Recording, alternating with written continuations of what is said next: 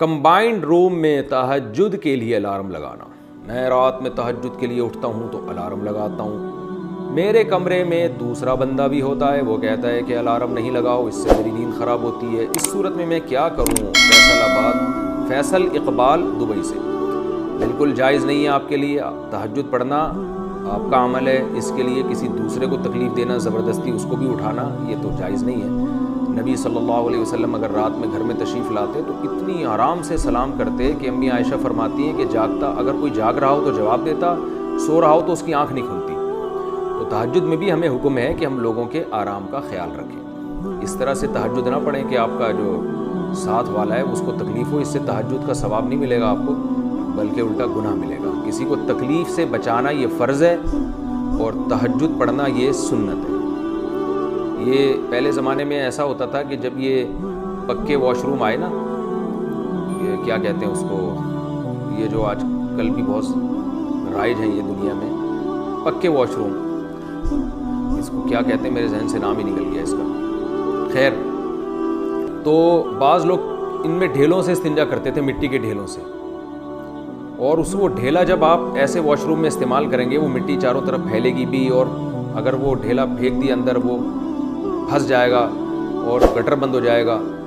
تو جب ان کو منع کیا جاتا تھا تو وہ کہتے تھے ڈھیلے سے استنجا کرنا سنت ہے. تو اس وقت علماء نے فتویٰ دیا, ہمارے حضرت نے بھی فتویٰ دیا کہ کسی کو تکلیف دینا حرام ہے اور ڈھیلے سے استنجا کرنا سنت ہے, کوئی فرض واجب نہیں ہے. تو یہ ڈھیلے کی سنت تو دیکھی جا رہی ہے, یہ نہیں دیکھا جا رہا کہ اس سے دوسروں کو تکلیف کتنی ہو رہی ہے.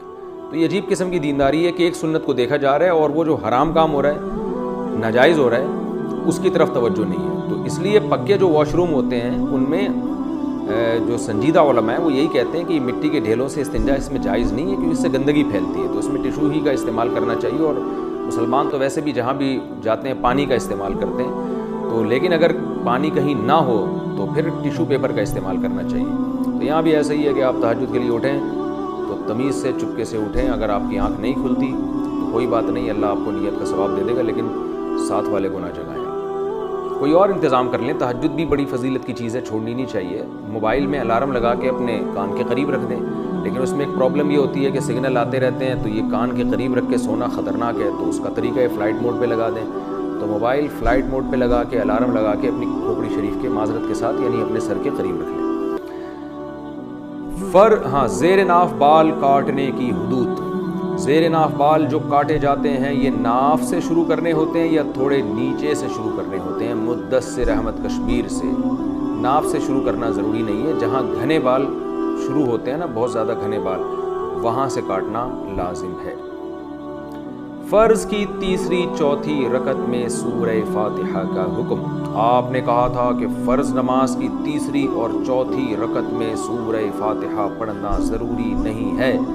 تو اگر کبھی جلدی سورہ فاتحہ نہ پڑھیں, کبھی جلدی میں ہوں اور سورہ فاتحہ نہ پڑھیں تو کیا یہ ٹھیک رہے گا؟ عادل صاحب کلکتہ سے.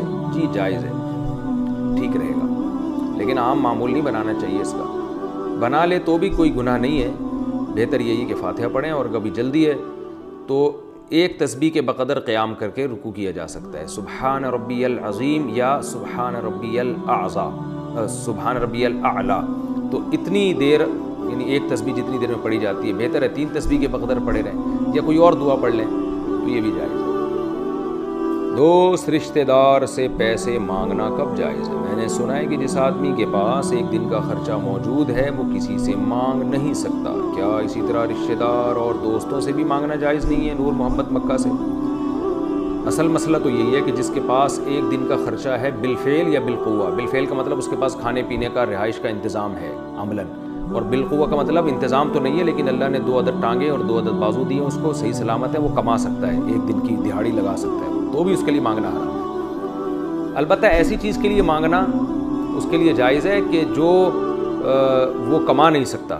جیسے ایک آدمی کے پاس روٹی کا انتظام تو ہے مگر علاج کے لیے پیسے نہیں ہیں اور اس کی بیماری اس کو تکلیف دے رہی ہے, تو ظاہر ہے ایک دن کا خرچہ تو ہے مگر اس خرچے میں علاج یعنی علاج کے نہیں ہے اور بیمار بھی ہو چکا ہے, تو ایسی مجبوری میں مانگ سکتا ہے وہ. یہ جو ہے دوست سے مانگنا, رشتہ داروں سے مانگنا, تو دوست اور رشتہ داروں سے اگر بے تکلفی ہے وہ بھی آپ سے مانگتے رہتے ہیں، آپ بھی ان سے مانگتے رہتے ہیں، تو ایسا مانگنا بھیک نہیں کہلاتا۔ یہ تو دوست ایک دوسرے سے مانگتے ہیں، بھائی نکال یار ذرا 100 روپے دے یار، گٹکا خریدنا ہے، کچھ اس طرح ایسی بے تکلفی ہوتی ہے کہ آج تو دے دے پیسے، اس کو مانگنا نہیں کہتے، یہ تو ایک دوستی یاری میں یعنی ایک بے تکلفی ہوتی ہے۔ آپ کبھی مانگتے ہیں، کبھی وہ بھی مانگ لیتا ہے۔ ہوٹلوں پہ کھانا کھاتے ہیں جا کے، یار بل تو دے، میں نہیں دے رہا ابھی، ہوتا ہے نا اس طرح سے، اس کو مانگنا نہیں کہتے، یہ ایک بے تکلفی کی چیز ہے۔ مانگنا وہ ہوتا ہے جس میں آپ کو ذلت محسوس ہو، اگلا آپ پر احسان کر رہا ہو۔ یہ والا مانگنا، یہ یعنی مانگنے سے مراد قرض نہیں، اس میں یہ ویسے اگر آپ مانگتے ہیں بھیک کے طور پر، تو یہ اس شخص کے لیے جائز نہیں ہے جس کے پاس ایک دن کی حاجت پوری ہو۔ وہ دن اس کا اچھا گزر سکتا ہے تو اس دن کے لیے نہیں مانگ سکتا۔ اگلا دن شروع ہوگا اور وہ دیکھے گا میرے پاس آج دن گزارنے کے لیے ضروری لوازمات میں سے کچھ بھی نہیں ہے، نہ ہے اور نہ میں کما سکتا ہوں، تو ایسی مجبوری میں اس کے لیے ہاتھ پھیلانا جائز ہے، مگر پھر بھی بہتر یہ ہے کہ وہ اللہ پہ توکل کرے۔ اور نبی صلی اللہ علیہ وسلم نے فرمایا، من یستعفف یعفہ اللہ ومن یتصبر یصبرہ اللہ، جو اللہ سے صبر مانگتا ہے اللہ اسے صبر بھی دیتا ہے، اور جو اللہ سے یہ چاہتا ہے کہ میرے ہاتھ غیر کے سامنے نہ پھیلاؤں، میں صبر کروں میں اس لیے، تو اللہ اسے عفیف اور پاک دامن بناتا ہے، اللہ اس کے دامن کو داغدار ہونے سے بچاتا ہے، سوالی ہونے سے بچاتا ہے، اللہ اس کی مدد کرتا ہے۔